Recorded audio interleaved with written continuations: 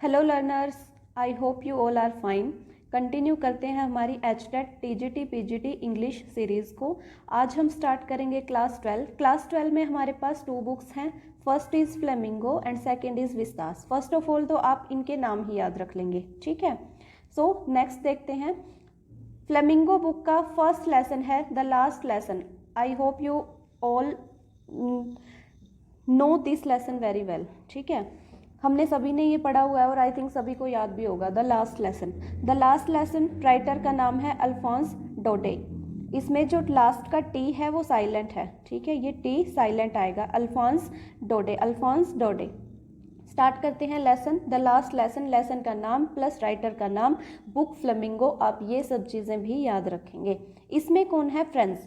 Friends एक लड़का है, ठीक है। Started for school very let that morning. क्या है उसकी आदत है? शरारती सा बच्चा है, ना पढ़ता है, डेली स्कूल लेट जाता है और उस दिन भी डेली की तरह ही वो लेट हो गया है, ठीक है।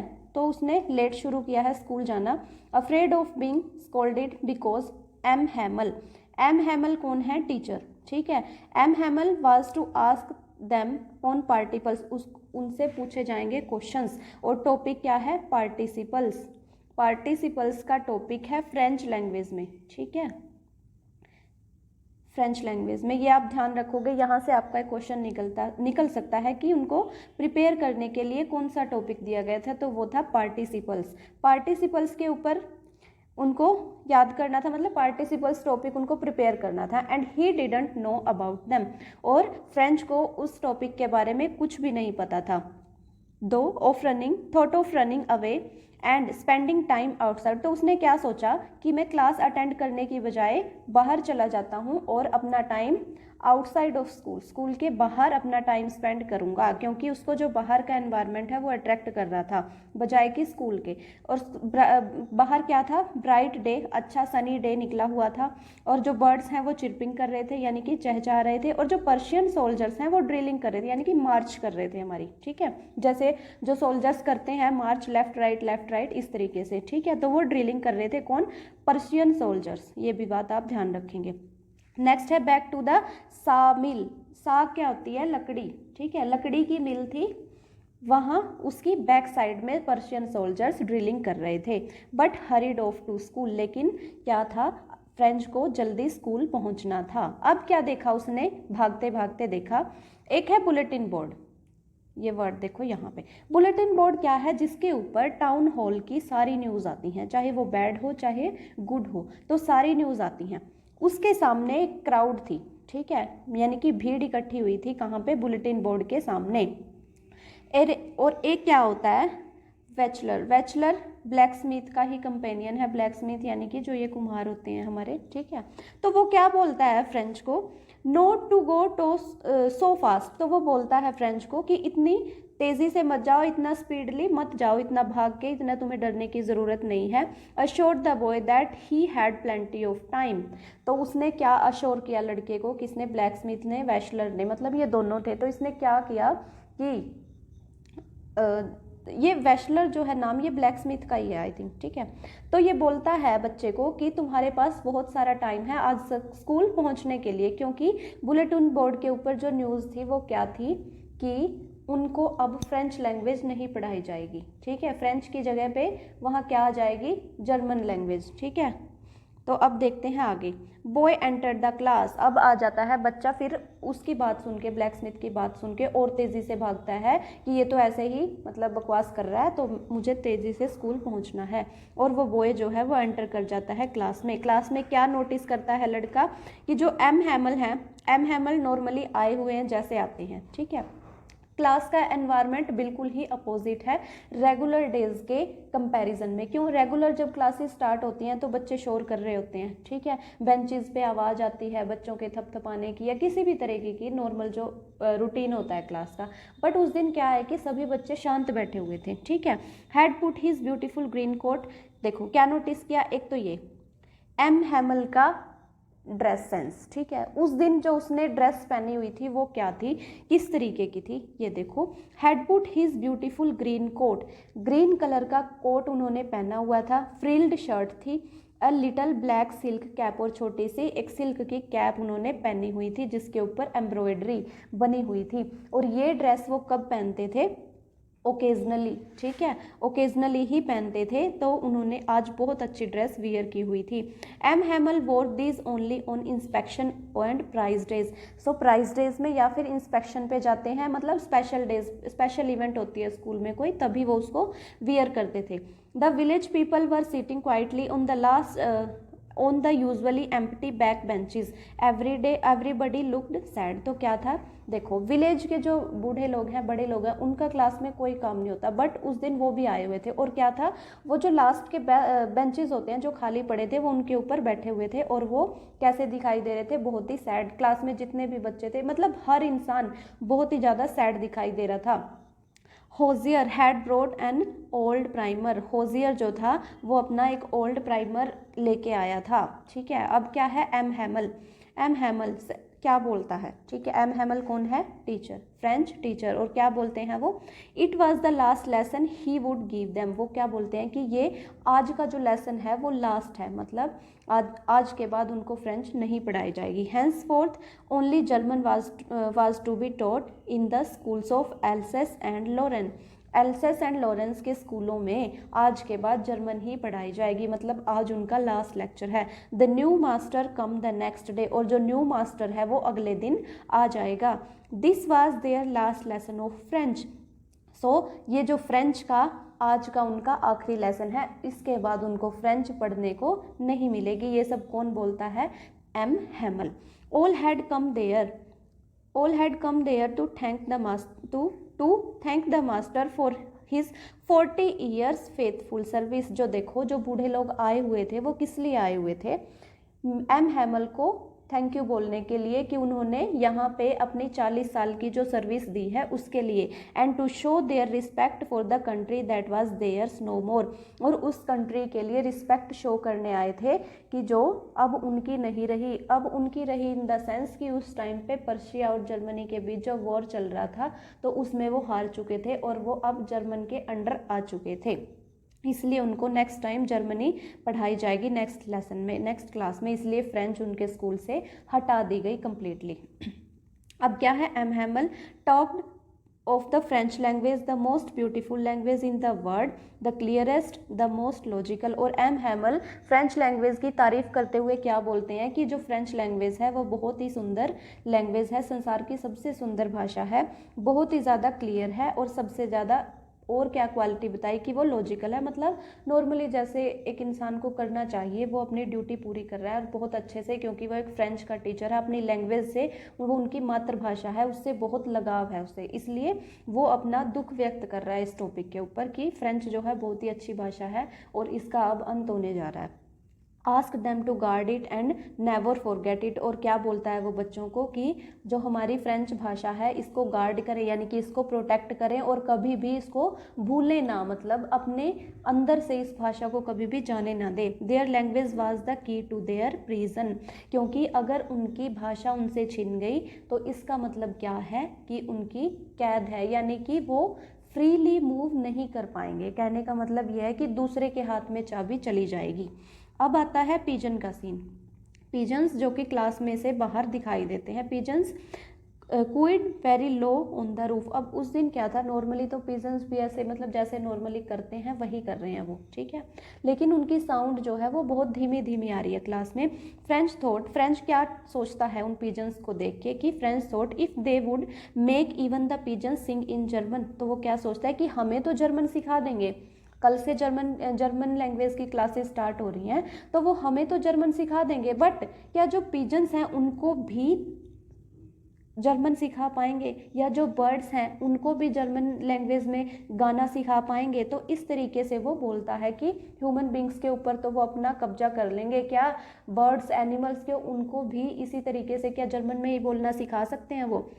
अब क्या है, एम हैमल की जो सिस्टर है was packing their trunks in the room. और एम हैमल की सिस्टर मतलब एम हैमल का जो घर है वो पास में ही है और उनकी क्लास में से ये सब कुछ जो उनके घर का एनवायरनमेंट है वो दिखाई देता है। तो वहाँ पे क्या देखा उन्होंने कि एम हैमल की जो सिस्टर है वो उनका सामान पैक कर रही है। After writing lesson in history.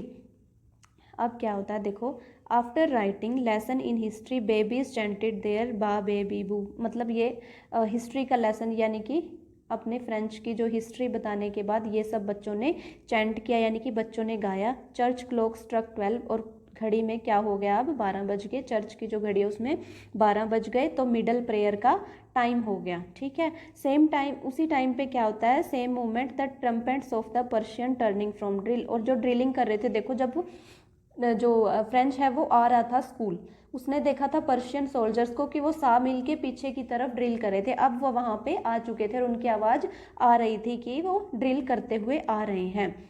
अब है M Hamel stood but was not able to speak, तो एम हैमल देखो उनके जाने का टाइम हो गया, 12 बज चुके हैं। ठीक है, तो उनके लेक्चर का भी और उनके जाने का भी टाइम हो गया। तो एम हैमल लास्ट में खड़े हो जाते हैं लेकिन कुछ बोल नहीं पाते, जैसे कि उनके गले को किसी चीज़ ने रोक लिया हो, मतलब कि वो बहुत ही ज़्यादा इमोशनल हो रही हैं, तो इसलिए भी इंसान बोल नहीं पाता। Lastly wrote on the blackboard as large as he could, तो उसने बड़े बड़े शब्दों में क्या लिखा लास्ट में बोर्ड पे, विवे ला फ्रांस, मतलब जो फ्रांस है वो लिव लॉन्ग, ये फ्रेंच में लिखा उन्होंने, तो इसका मतलब क्या है, फ्रेंच जो है वो live long, France live long. इस तरीके से ये था हमारा लेसन 2 देखते हैं हम। लेसन 2 है लॉस्ट स्प्रिंग, इसमें 2 स्टोरीज बताई गई हैं। Lost spring stories of stolen childhood, मतलब बचपन छिन जाने की 2 स्टोरीज हैं, और इसकी राइटर कौन है, अनीस जंग। अनीस जंग एक फीमेल राइटर है, आप ये बात ध्यान रखेंगे। फर्स्ट जो स्टोरी है वो स्टार्ट होती है, समटाइम्स आई फाइंड अ रूपी इन द गार्बेज, गार्बेज में एक आध बार, कुछ बार मुझे क्या मिल जाता है, एक सिक्का या 10 रुपए का नोट। तो ये किसकी है, ये साहिब की बात है। ठीक है, साहिब एक बच्चा है और ऑथर उससे इंटरेक्ट करते हैं। सिंपली मैं बताऊं आपको तो ये ऑथर की इंटरेक्शन है, दोनों स्टोरीज में ऑथर की इंटरेक्शन है बच्चों से। नेक्स्ट स्टोरी में आएगा मुकेश, इसमें है साहिब जो कि रैग पिकिंग का काम करता है साहिब। ठीक है, सो ये बात आप ध्यान रखोगे, रैग पिकिंग यानी कि कूड़ा बीनने वालों का बच्चा है Sahib. Left his home in Dhaka, Dhaka में उनके पास खेत भी थे और घर भी थे, ऐसा उसकी मोम ने उसको बताया है, और वो बहुत साल पहले छोड़ के आ चुके हैं ढाका को। Trying to find gold in garbage, और क्या करता है जो साहिब है वो हमेशा सर्च करता रहता है कि उसको कभी ना कभी गार्बेज में यानी कि कूड़े में से गोल्ड मिल जाएगा। गोल्ड का मतलब क्या है यहाँ पे, गोल्ड का मतलब असली सोने से नहीं है, असली मतलब क्या है, कुछ ना कुछ उनके यूज़ की चीज़, जैसे कि पैसा से है इसका मतलब यहाँ पे। Said there is no school in, देखो ऑथर है, सिंपली जब कोई अगर अवेयर होगा इंसान तो वो क्या पूछेगा, अगर उसको आसपास बच्चे मिलेंगे कूड़ा बीनने वाले तो पूछेगा कि बच्चे आप स्कूल नहीं जाते। ऐसा ही ऑथर ने किया, ऑथर ने क्या पूछा कि आप स्कूल नहीं जाते, तो साहिब ने क्या बोला, said there is no school in neighbourhood, और उसने क्या बोला कि उनके पास में कोई भी, उनके पड़ोस में कोई भी स्कूल नहीं है। He is poor and works barefoot, वो नंगे पैर काम करता है और वो गरीब है। अब ऑथर बता रहे हैं कि देयर आर, नहीं साहिब भी बता रहा है, मतलब ऑथर बता रहे हैं, there are 10,000 other shoeless rag pickers like Saheb, और वो क्या बोलते हैं कि क्या बोलती हैं हमारी ऑथर अनीस जंग, क्या बोलती हैं कि लगभग 10,000 ऐसे बिना जूतों के बच्चे वहाँ पे रैग पिकिंग करते हैं जैसे कि साहिब कर रहा था। अब क्या है, सीमापुरी में रहते हैं वो, पहले आए कहाँ से हैं, ढाका से, और अब रहते कहाँ पे हैं, सीमापुरी में। सीमापुरी आई थिंक दिल्ली के आसपास है। ठीक है, सीमापुरी में रहते हैं, other edge of Delhi, Delhi की दूसरी एज के एज पे। केम फ्रॉम बांग्लादेश, ढाका जो है वो बांग्लादेश में है। ठीक है, तो वो बांग्लादेश से आए हैं 1971 में, और यहाँ पे लगभग 30 साल से रह रहे हैं बिना किसी आईडी, बिना किसी परमिट के। उनके पास कोई आईडी या परमिट नहीं है, लेकिन उनको वोटिंग का अधिकार है। इससे हमारी पॉलिटिक्स का पता चलता है कि वो कितनी गंदी है, किस तरीके से। उनके पास कोई आईडी कार्ड, कोई कुछ भी नहीं है, लेकिन उसके पास वोट का अधिकार है ताकि वो वोट करते रहें, बस उनका यही काम है। But they have right to vote, और क्या है, राशन कार्ड जिनसे उनको खाना मिल जाता है। ये 2 चीज़ें उनके पास हैं और कुछ भी उनके पास नहीं है। उनके लिए सर्वाइवल के लिए food is more important than identity, तो उनके लिए किसी भी आइडेंटिटी कार्ड से ज़्यादा इम्पोर्टेंट क्या है, खाना, क्योंकि खाने से ही भूख मिटेगी जिससे कि वो सर्वाइव कर पाएंगे। नेक्स्ट है सीमापुरी में सर्वाइवल जो है वो क्या है, रैग पिकिंग, है ना। सीमापुरी है, अभी मैंने आपको क्या बताया कि वहाँ पे सारे रैग पिकर्स ही रहते हैं, ठीक है, तभी तो साहिब वहाँ पे उनको मिला। रैग पिकर्स रहते हैं तभी बच्चे रैग पिकिंग करते हैं, यानी कि कूड़ा बीनते हैं, ठीक है। तो सीमापुरी में सर्वाइवल का मतलब क्या है, सर्वाइवल मतलब आजीविका कमाने का ढंग क्या है, रैग पिकिंग, और उनके लिए ये क्या है, फाइन आर्ट, एक तरीके से कला है। Garbage to them is gold, और उनके लिए जो गार्बेज है वो क्या है, सोना, यानी कि उनके सर्वाइवल का ही एक इनकम का सोर्स है उनके लिए वो, इसलिए उनके लिए वो सोना है। It is their daily bread and roof over their head, और उनका ये क्या है, डेली का खाना है, उसी से गार्बेज से ही वो अपना खाना कमाते हैं, और उनके सिर पर जो छत है वो भी उसी की वजह से है। एक दिन क्या होता है, one day Sahib finds 10 rupees note, एक दिन साहिब को 10 रुपये का नोट मिलता है। Always have a hope of finding more, तो क्या होता है, जब किसी को देखो बच्चे को 10 रुपये का नोट मिल जाए ना कूड़े में से, तो क्या होता है कि इच्छा और बढ़ जाती है कि और भी मिल जाएगा, और भी मिल जाएगा, तो वो और ज़्यादा होप करता है कि उसको और ज़्यादा मिल जाएगा। अब क्या होता है, गार्बेज का मीनिंग क्या है, गार्बेज का मीनिंग चिल्ड्रंस के लिए क्या है, चिल्ड्रन जो है वहाँ पे सीमापुरी में, उन चिल्ड्रन के लिए गार्बेज का मीनिंग क्या है, wrapped in wonder, wrapped in wonder, मतलब कि जैसे उनको कोई चीज़ मिल जाती है छोटी, जैसे 10 रुपये मिल गए, वंडरफुल चीज़ बच्चों के लिए तो वही है, ठीक है, कि वो उसको देख के खुश हो जाते हैं। लेकिन एल्डर्स, बड़ों के लिए क्या है, मीन्स ऑफ सर्वाइवल, यानी कि जीवित रहने का एक तरीका, उनकी इनकम का सोर्स वही है, ठीक है।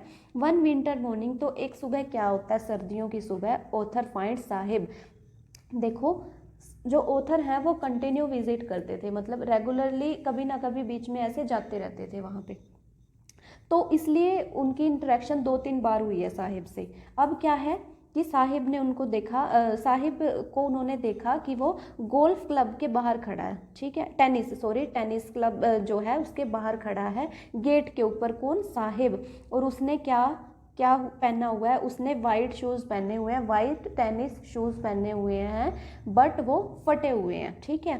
Standing at the fenced gate of the neighbourhood club, neighbourhood जो उनके पास में ही कोई क्लब है, खेलने का क्लब, मतलब खेलने के लिए जो क्लब बने होते हैं वो है, और उसने वाइट शूज़ पहने हुए हैं, और वो क्या कर रहा है, गेट पे खड़ा होकर 2 यंग मैन जो अंदर टेनिस खेल रहे हैं उनको देख रहा है, ठीक है। अब यंग मैन जो है playing tennis dressed in white, और उन्होंने क्या है कि वाइट कलर की ड्रेस पहनी हुई है, 2 यंग मैन जो टेनिस खेल रहे हैं। साहिब के लिए क्या है, वियरिंग टेनिस शूज़, साहिब ने क्या पहने हुए हैं, टेनिस शूज़ जो फटे हुए हैं। Tennis game is out of reach, अब देखो रैग पिकिंग से उसको क्या मिला, टेनिस शूज़ मिल गए, लेकिन वो टेनिस नहीं खेल सकता क्योंकि वो उसकी पहुंच में नहीं है, ये उनकी कंडीशन को शो करता है, ठीक है।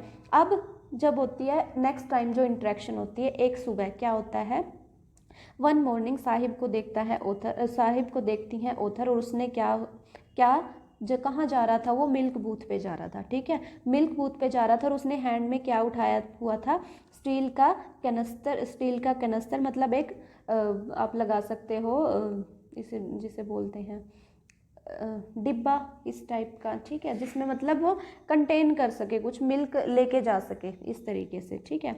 तो वो क्या है, now works in a tea stall, Sahib अब कहाँ पे काम करता है, टी स्टॉल के ऊपर, 800 रुपये में वो काम करता है, प्लस तीनों टाइम का उसका खाना, ये सब है उसका मतलब सर्वाइवल का तरीका। अब साहिब जो है अपना खुद का मास्टर नहीं रहा, no longer his own master, यानी कि अपने तरीके से वो काम नहीं कर सकता, अब वो किसी के अंडर काम करता है, महीने के 800 रुपये उसको मिलते हैं, प्लस तीनों टाइम का खाना, इसके ऊपर वो अपना सर्वाइव करता है। और कहाँ पे काम करता है, एक टी स्टॉल के ऊपर।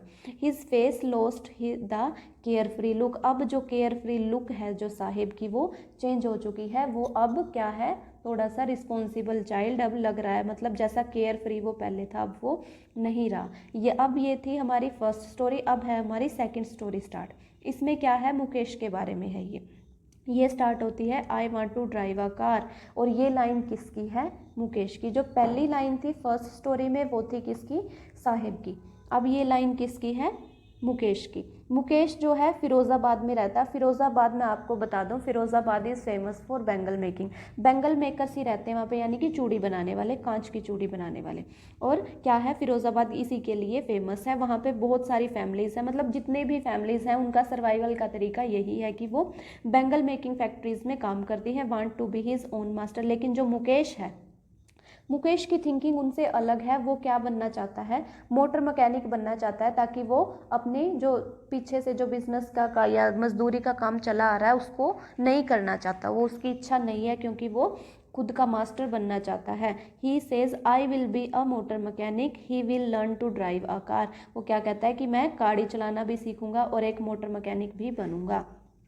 नेक्स्ट है फिरोजाबाद, मैंने आपको बताया कि बैंगल मेकिंग के लिए फेमस है। Families don't know that it is illegal for children like Mukesh to work in glass furnaces with high dingy cells and with high temperature और बिना लाइट के। तो जो फैमिलीज़ वहाँ पे रहती हैं, कहाँ पे, फिरोज़ाबाद में जो फैमिलीज़ रहती हैं उनको नहीं पता, जैसे गरीब लोग हैं उनको नहीं पता कि मुकेश जैसे बच्चों के लिए ये इलीगल है कि वो फर्नेसेस यानी कि चिमनियों वाली जगह पे काम करते हैं, जहाँ पे कांच का काम किया जाता है, हाई टेम्परेचर होता है, बंद सा, जहाँ पे ऑक्सीजन नहीं होती, मतलब बंद एनवायरनमेंट होता है, वहाँ पे कोई भी जो फ्रेश एयर नहीं होती, ठीक है, ना अच्छी लाइट है ना अच्छी हवा है, वहाँ पे काम करना बच्चों का बैन है। Losing the brightness of their eyes, क्योंकि वहाँ के जो बच्चे हैं मतलब उनको नहीं पता, और बहुत से लोग जैसे जो डस्ट होती है ना, कांच की जो डस्ट है, तो उसकी वजह से बहुत से लोग अपनी जो आई साइट है वहाँ पे खो देते हैं। If law is enforced it could get Mukesh and 20,000 children out of the hot furnaces. तो वो क्या बोलते हैं, ऑथर क्या बोलती हैं कि अगर कोई भी मतलब उनके ऊपर एक्शन लिया जाए तो क्या होगा, मुकेश जैसे 20,000 बच्चों को जो चिमनियां हैं उनमें से निकाला जाएगा, मतलब वहाँ पे जो काम कर रहे हैं उनको वहाँ से निकाला जा सकता है।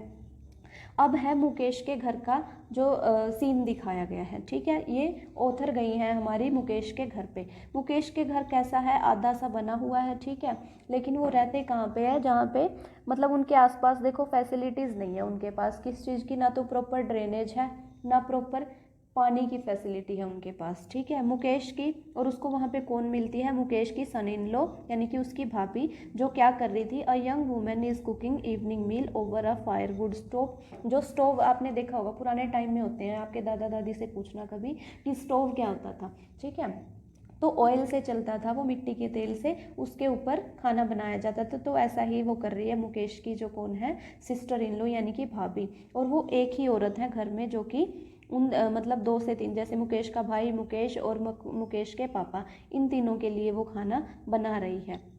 अब है फादर, मुकेश के फादर कौन है, poor bangle maker. It is a first, देखो पहले वो क्या थे, एक टेलर, लेकिन अब वो क्या करते हैं, बैंगल मेकिंग का काम। लेकिन he fail to renovate a house and sent his 2 sons to school. लेकिन इतना सब कुछ करने के बाद, पहले टेलर का काम किया उसने, मतलब कपड़े सिलने का, फिर बैंगल मेकिंग का, बट इन सब के बावजूद भी वो अपने घर को रिनोवेट नहीं कर पाया और ना ही अपने दोनों बच्चों को स्कूल भेज पाया।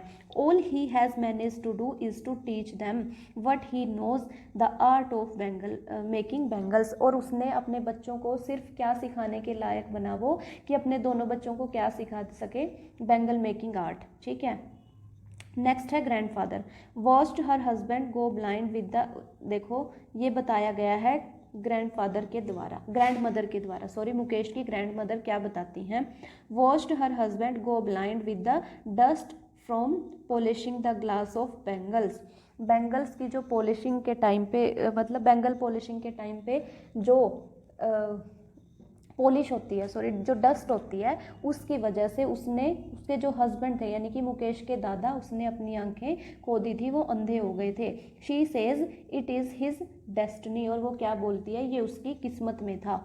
Says they have been born in the caste of bangle makers, क्योंकि वो बैंगल मेकर्स की क्लास यानी कि कास्ट में ही पैदा हुए हैं, बैंगल मेकर्स की कास्ट में पैदा हुए हैं। ये उनके भाग्य की बात है या दुर्भाग्य की बात है, ये उनकी किस्मत है, मतलब कि उनको वो बैंगल मेकिंग फैमिलीज़ में पैदा हुए हैं, इस वजह से उनको ये काम करने पड़ रहे हैं, जिसकी वजह से उनको अंधे हो रहे हैं या फिर ऐसा मतलब पूरी तरह से अपनी ज़िंदगी अंधेरे में डाल रहे हैं, ठीक है।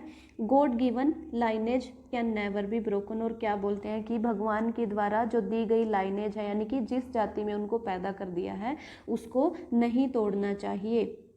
चाइल्ड, अब बताया गया है बच्चों के बारे में कि बच्चे कैसे वहाँ पे सरवाइव करते हैं। Eyes are more adjusted to the dark though to the light outside. अब जो ऑथर हैं वो क्या बताती हैं कि वहाँ के बच्चों की जो आंखें हैं वो ज़्यादा सर्वाइवल, मतलब कि उनको एडजस्टेड किस एनवायरनमेंट में है कि उनको बाहर की लाइट ज़्यादा अच्छी नहीं लगती, बजाय कि जो अंदर वाली लाइट है वो ज़्यादा एडजस्टेड हो गई है। मतलब कि जो जैसे है, सपोज करो हम बाहर से आते हैं अंधेरे में, ठीक है, मतलब डिम लाइट में उनको रहने की आदत पड़ गई है, कहने का ये मतलब है, ठीक है, कि उनको डिम लाइट में रहने की आदत पड़ गई है। They often end up losing their eyesight before they become adult, और क्या होता है कि वो जब तक कि वो एडल्ट होते हैं उससे पहले ही वो अपनी आई साइट खो देते हैं। नेक्स्ट है सविता। सविता कौन है? एक यंग गर्ल है, पिंक ड्रेस उसने पहनी हुई है, पिंक कपड़े मतलब, sits alongside an elderly woman, और एक बड़ी औरत के पास वो